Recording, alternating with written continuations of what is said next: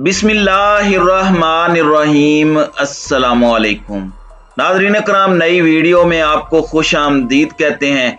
मोहतरमा बेनज़ीर भुट्टो के कत्ल के मामले में 15 साल बाद एक नया मोड़ आया है। उंगलियां अपनों की जानिब मजीद उठना शुरू हो चुकी हैं और ब्लैकबेरी मोबाइल से और दीगर तमाम तर आस्पेक्ट्स के हवाले से कुछ नए अहम इंकशाफात हुए हैं। नया गवाह सामने आ चुका है और एक नया पेंडोरा बॉक्स खुला है।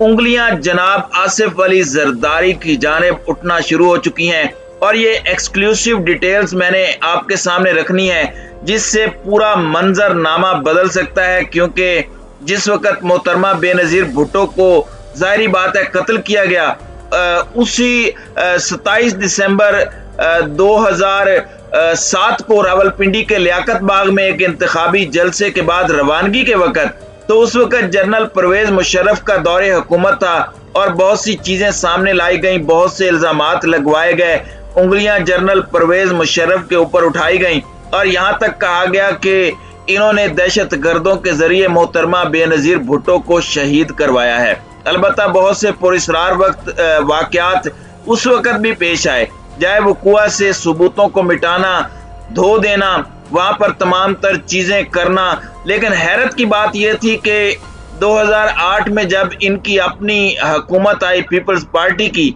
और जाहिर बात है मोहतरमा की शहादत के बाद पूरे पाकिस्तान में हवा बदल गई और पीपल्स पार्टी की हुकूमत आनी ही आनी थी, क्योंकि अवाम की एक इमोशनल अटैचमेंट थी पीपल्स पार्टी के साथ।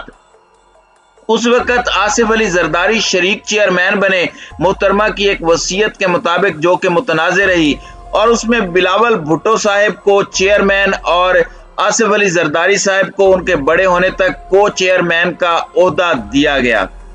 जरदारी साहब प्रेसिडेंट ऑफ पाकिस्तान बन गए। रहमान मलिक साहब मरहूम, जो कि वफात पा चुके हैं, वो वजीर दाखिला के ओहदे पर रहे।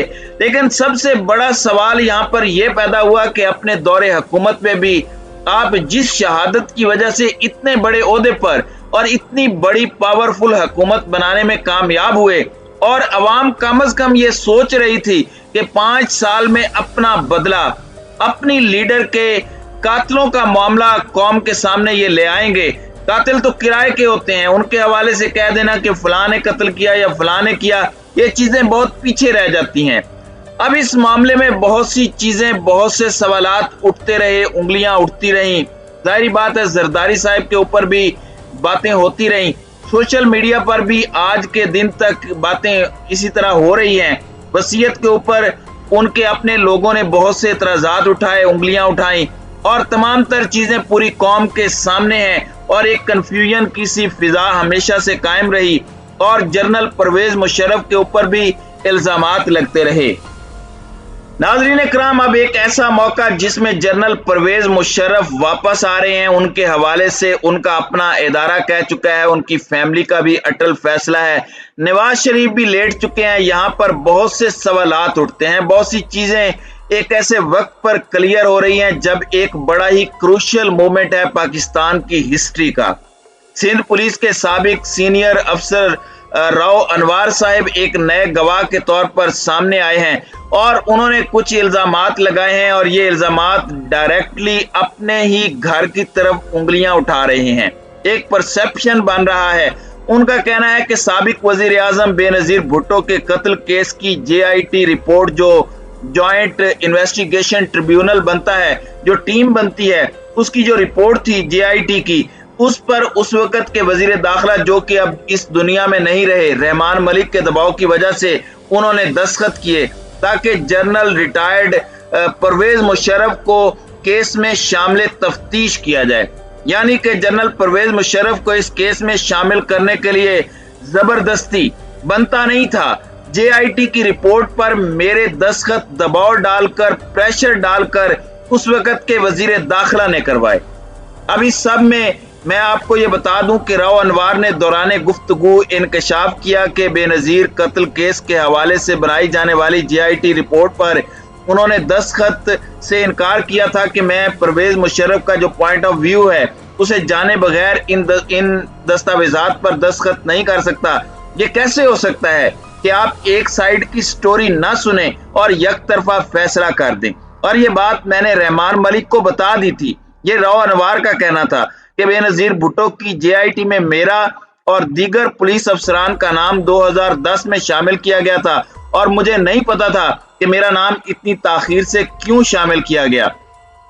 لیکن میرے اس افسوسناک واقعے کے حوالے سے خاصے شکوک و شبہات تھے، یعنی اس واقعے کے حوالے سے مجھے بہت سی چیزوں پر شک تھا۔ بے نظیر کے 2 بلیک بیری تھے جنہیں 3 سال تک جے آئی ٹی کے سپرد نہیں کیا گیا۔ کس کی گورنمنٹ تھی؟ کیوں بے نظیر بھٹو کے جو 2 بلیک بیری موبائل فونز تھے وہ کیوں جے آئی ٹی کے حوالے 3 سال تک نہیں کیے گئے؟ سابق ایس ایس پی رو انوار نے بتایا کہ اب چونکہ مشرف کی خرابی صحت کے حوالے سے خبریں آ رہی ہیں اور کہا جا رہا ہے کہ وہ زندگی اور موت کی کشمکش میں مبتلا ہیں، لہٰذا میں یہ بات ریکارڈ پر لانا چاہتا ہوں تاکہ تاریخ کا یہ حصہ بن جائے، ہسٹری کا حصہ بن جائے اور میں اپنا حصہ ڈال سکوں۔ ناظرین کرام، ظاہری بات ہے یہ ہونا ہی ہوتا ہے۔ ٹاپ پوزیشن پر بیٹھے شخص کو لگتا ہے کہ یہ چیزیں باہر نہیں آئیں گی، لیکن پھر بھی آ کر رہتی ہیں۔ آخری عمر میں بیوروکریٹس، جرنیلز کتابیں لکھ کر ہسٹری کی سمت درست کرتے ہیں۔ تو یہ کہتے ہیں کہ کیونکہ مشرف زندگی موت کی کشمکش میں ہیں تو میں یہ باتیں ریکارڈ پر لانا چاہتا ہوں کہ مجھے سابق صدر جنرل پرویز مشرف کا بے نظیر قتل کیس میں کردار کہیں نظر نہیں آیا، اور اس حوالے سے جب شواہد مانگے گئے تو وہ بھی نہیں ملے، لہٰذا اس وقت جے آئی ٹی پر دستخط کرنے کو کہا گیا تو میں نے انکار کر دیا۔ انہوں نے کہا کہ بے نظیر قتل کیس کی تحقیقات صحیح انداز میں نہیں چلائی گئیں۔ اس واقعے کا آپریشنل کمانڈر اکرام مسعود تھا، جبکہ بیت اللہ مسعود اس واقعے کا ماسٹر مائنڈ تھا۔ 18 اکتوبر کے اس واقعے میں طیب مسعود کی زیر قیادت گروپ بھی شامل تھا۔ اس کے بعد ایسے شواہد بھی ملے ہیں کہ وہ سراب گوٹ میں روپوش بھی رہا۔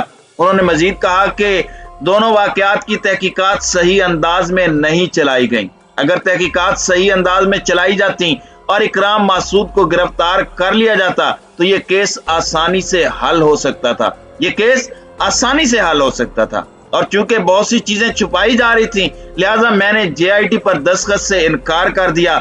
میں نے اس معاملے سے اپنے آپ کو سائڈ پر کر لیا۔ ناظرین کرام، اب یہ چیزیں اس وقت بڑی اہم ہو چکی ہیں اور اس پورے کے پورے سناریو میں اس معاملے پر سوالات اٹھیں گے، اور رحمان ملک صاحب اس وقت کی گورنمنٹ پیپلز پارٹی کے اوپر بھی کہ آپ کیوں مشرف صاحب کو اس میں لانا چاہتے تھے جب ان کا رول نہیں تھا، آپ کیوں اتنی اہم تحقیقات کا رخ موڑنا چاہ رہے تھے۔ اللہ نہ کرے کسی کے ساتھ گھر میں ایسا واقعہ پیش آئے، کیوں کوئی اس موقع پر تحقیقات میں سیاست تو نہیں کرتا، وہ تو چاہتا ہے کہ پتہ چلے کہ کس نے ہمارا گھر اجاڑا۔